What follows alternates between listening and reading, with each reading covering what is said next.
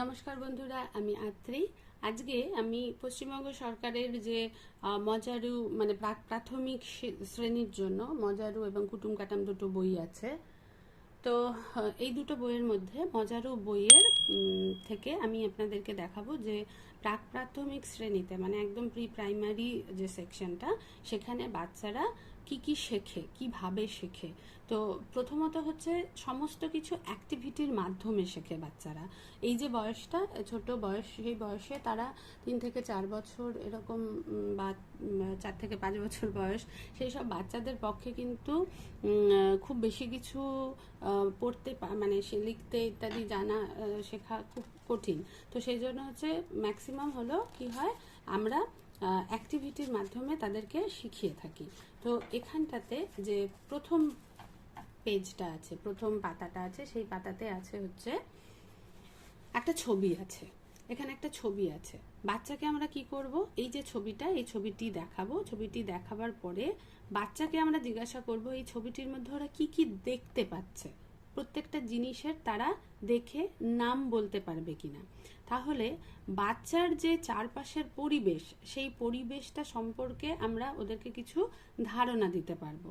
ঠিক আছে, এখানে একটা জায়গার মানে এটা ধরুন একটা গ্রামের পরিবেশ আছে, সেখানে কি আছে, কি কি দেখতে পাচ্ছ তোমরা। বাচ্চাকে আমরা প্রশ্ন করব, বলো তো এখানে আমরা কি কি দেখতে পাচ্ছি। এখানে একটা গাছ দেখতে পাচ্ছি, একটি বাচ্চা ছেলে বসে আছে। আর কি দেখতে পাচ্ছি, একটি ঘর, একটি পাখি উড়ে যাচ্ছে। এখানে ছোট ছোট কিছু ঝোপঝাড় দেখতে পাচ্ছি। আর এখানে এই যে মাঠটা, সেই মাঠে আমরা সবুজ ঘাস দেখতে পাচ্ছি। এখানে একটা পুকুর দেখতে পাচ্ছি, সেই পুকুরের মধ্যে এখানে একটা মাছ আছে।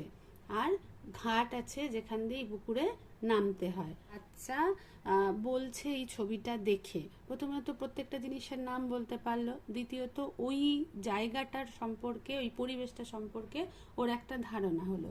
এইবার এইটা বলবার পরে বাচ্চা, ধরুন আপনি যখন বাচ্চাকে যদি ঘরে প্রশ্নটা করছেন, তাহলে ঘরে আছে বাচ্চা, তাহলে বাচ্চা হচ্ছে ঘরে থাকা অবস্থাতে সেই ঘরের যে পরিবেশটা, ওর আশেপাশে কি আছে। যদি বেডরুমে আছে বা শোয়ার ঘরে আছে, তাহলে শোয়ার ঘরের পরিবেশ কীরকম, শোয়ার ঘরে আমরা কি কি দেখতে পাই। যদি ডাইনিং রুমে আছে, তাহলে বসার ঘর, সেই ঘরে বা খাবার যে জায়গাটা, সেই ঘরে আছে বা রান্নাঘরে আছে, প্রত্যেকটা জায়গার যে পরিবেশ, সেটা সম্পর্কে আমরা তাকে জিজ্ঞেস করতে পারি। বাচ্চা যদি রোজ মাঠে খেলতে যায়, তাহলে সেই মাঠে কি কি জিনিস আমরা তারা দেখতে পায়, সেই জিনিসগুলোর নাম আমরা জিজ্ঞেস করতে পারি। তো এটা হচ্ছে একটা মানে বাচ্চা যেখানে আছে তার আশেপাশের যে পরিবেশ, সেই পরিবেশটা নিয়ে আমরা আলোচনা করব, যাতে করে বাচ্চা জানতে পারে যে তার চারপাশে কি কি থাকে এবং তারা কিভাবে তাকে হেল্প করে। আপনি যদি বাইরে নিয়ে যান বাচ্চাকে, গাছপালা দেখান, সেই গাছপালা, এই যে গাছটা, সেই গাছটা আমাদের কিভাবে সাহায্য করে, অক্সিজেন দেয়। গাছের তলায় যে বাচ্চাটা বসে আছে, তার জন্য কি একটা ছায়ার মধ্যে বসে আছে, তো বা গাছ হচ্ছে আমাদের সেই ছায়াটা দেয়। কেমন, তো এরকম টাইপের আর কি।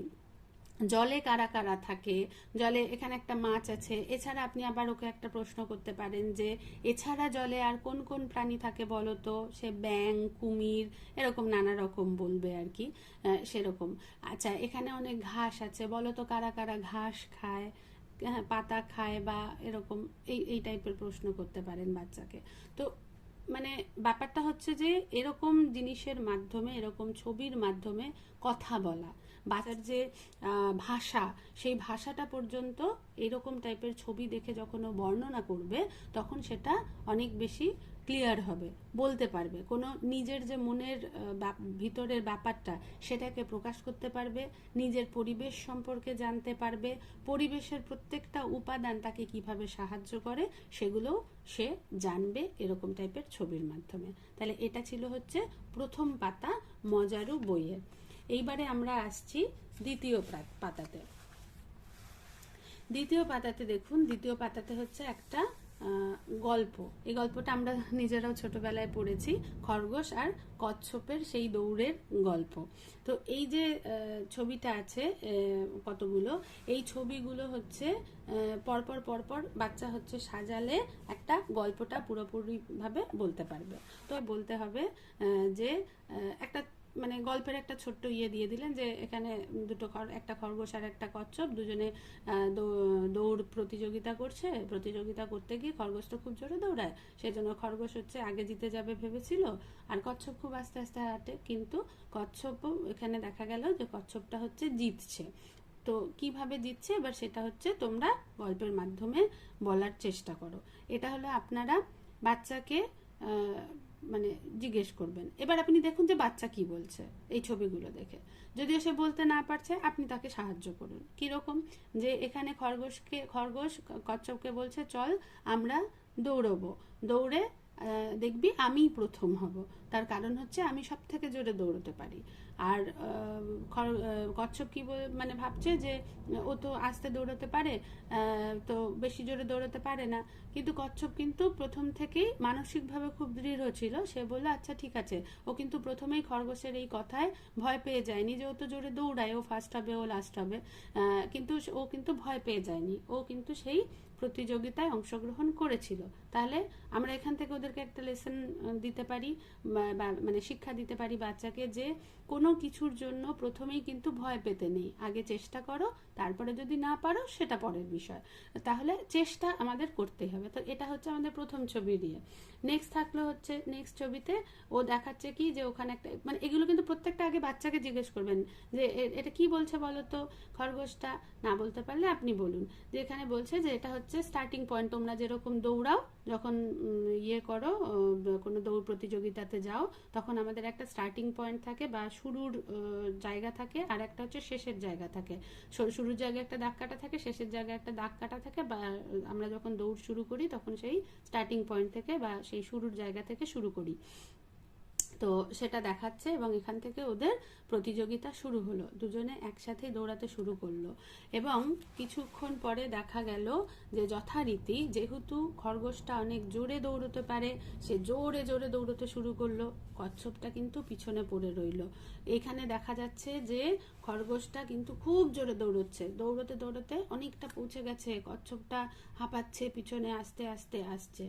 খরগোশ তখন ভাবলো যে আমি তো অনেক জোরে দৌড়চ্ছি, আমি ওর অনেক আগে পৌঁছে যাচ্ছি, আমি ওর আগেই পৌঁছবো, ও যতক্ষণে আমার এই অবধি পৌঁছবে, এই গাছ অবধি, ততক্ষণে আমার একটা ঘুম দেওয়া হয়ে যাবে, বলে ও গাছের তলায় শুয়ে পড়লো।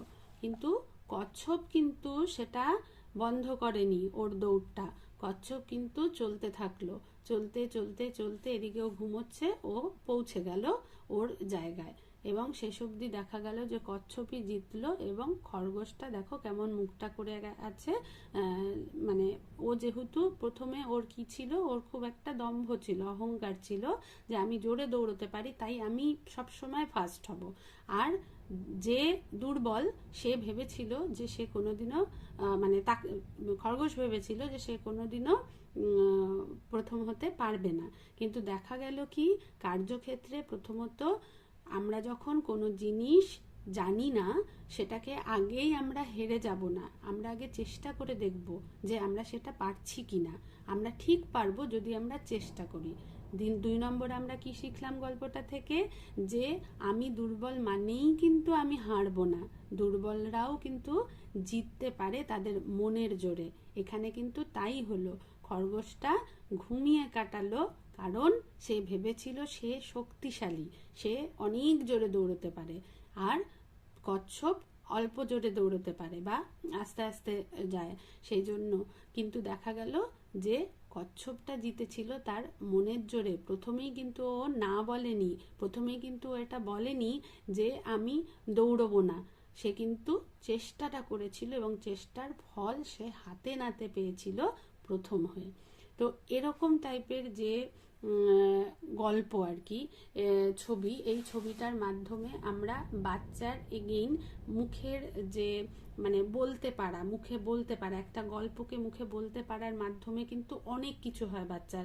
এই যে ছবিগুলো দেখছে, ছবিগুলো দেখে হয়তো ওরা আপনি যেটা চাইছেন বা আমরা যেটা জানি গল্পটা সম্পর্কে সেটা নাও বলতে পারে। আপনি আগে প্রথমে প্রশ্ন করছেন, এখানে বলো তো এখানে কি হচ্ছে, তো ওর মনের মাধুরী মিশিয়ে বলবে, বাচ্চার সেখানে কল্পনা শক্তি বৃদ্ধি পাচ্ছে।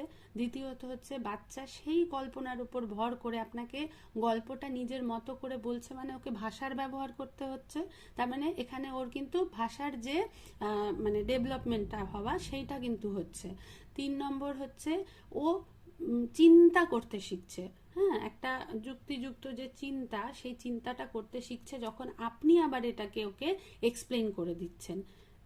4 নম্বর কি হচ্ছে, এই গোটা গল্পের মাধ্যমে, ছবি এবং গল্পে কথা ইত্যাদির মাধ্যমে আপনি ওকে সুন্দর একটা লেসন বা সুন্দর একটা শিক্ষা, নীতি শিক্ষা আপনি ওকে দিচ্ছেন, যে যার মাধ্যমে আপনি ওকে বোঝাচ্ছেন যে তুমি ছোট মানেই যে তুমি দুর্বল তা নয়, তুমি পারবে, তুমি সব পারো। এইভাবে বাচ্চার কিন্তু মানসিক যে বিকাশ, মানসিক যে একটা শক্তি, সেই শক্তিও আপনি জাগিয়ে তুলতে পারছেন। তো শিক্ষক শিক্ষিকারা বা যারা বাবা মা, তারা বাড়িতেও যখন বাচ্চাকে এরকম গল্প দেবেন, বা মানে এটা তো হচ্ছে পাঠ্য বইয়ের গল্প, এই পাঠ্য বইয়ের গল্প ছাড়াও আমাদের ইংরেজি এবং বাংলা সব ক্ষেত্রেই কিন্তু কিছু বই থাকে। এরকম যে বইগুলো থাকে, এরকম কিছু কিছু বই আছে যেগুলো বইয়ের মধ্যে অনেক ছবি থাকে। কেমন, এই লেখাগুলো বাচ্চারা পড়তে পারে না, কিন্তু এই ছবিগুলো দেখতে পারে। প্রাথমিক স্তরের বাচ্চাদেরকে তাই এরকম নানা রকম গল্পের বই যার মধ্যে ছবি আছে, ইংরেজি এবং বাংলা দুটোর ক্ষেত্রেই ওরা কিন্তু পড়তে শেখেনি। তো সেই জন্য এখানে ইংরেজিতে লেখা আছে না বাংলায় লেখা আছে সেটা ম্যাটার করে না। তো আপনারা খালি খালি দেখে নেবেন যে যে বইগুলো কিনবেন সেই বইগুলোর মধ্যে যেন ছবি থাকে, নানা রকমের ছবি থাকে, এবং সেই ছবি অনুযায়ী হচ্ছে বাচ্চাকে নানা রকম আপনারা প্রশ্নও করতে পারেন। কটা হাঁস আছে এখানে, বলো এটা কে, এটার নাম কি, এটা আপনি ইংরেজির ক্ষেত্রে ইংরেজিতে জিজ্ঞেস করছেন, বাংলার ক্ষেত্রে বাংলায় জিজ্ঞেস করছেন, এই জিনিসগুলোকেও তাই ইংরেজিতে বাংলাতে প্রত্যেকটা জিনিসের নাম জিজ্ঞেস করছেন। হ্যাঁ, তারপর বাচ্চাকে প্রশ্ন করছেন যে বলো তো এখানে কি হচ্ছে। তো একটা গল্প ওকে তৈরি করতে দিন। এখানেও তাই, আমরা কটা প্রাণী আছে, তাদের কটা চোখ, কানকে সব থেকে জোরে দৌড়ে এদের মধ্যে, হ্যাঁ এরকমটা নিজের খোলসের মধ্যে। তো এই যে জিনিসগুলো, এইগুলো কিন্তু আমরা গল্পের মাধ্যমেই বাচ্চাদেরকে দিতে পারি। মানে শুধুমাত্র যে একে লিখে বা হচ্ছে মানে অ আ ক খ থেকে শুরু করে সব কিছু যেমন শুধুমাত্র লিখে পড়েই যে জানবে বাচ্চা তা না, এরকম গল্পের মাধ্যমেও তারা জানবে। তো বাচ্চাদেরকে এরকম নানা রকমের জিনিসগুলো প্রাক প্রাথমিক স্তরে করানো হয়ে থাকে। আজকে আমি এই দুটো চ্যাপ্টার মানে দুটো পেজ ওদেরকে 3 নম্বর 1, 2, 3 মজারু বই থেকে 1, 2, 3 পেজ অবধি আপনাদেরকে দেখালাম। এরপরে আমি পরপর আপনাদেরকে আরও বাকিগুলো দিতে থাকবো, পরপর শেখাতে থাকবো বাচ্চাকে। ভালো থাকবেন, ভালো রাখবেন।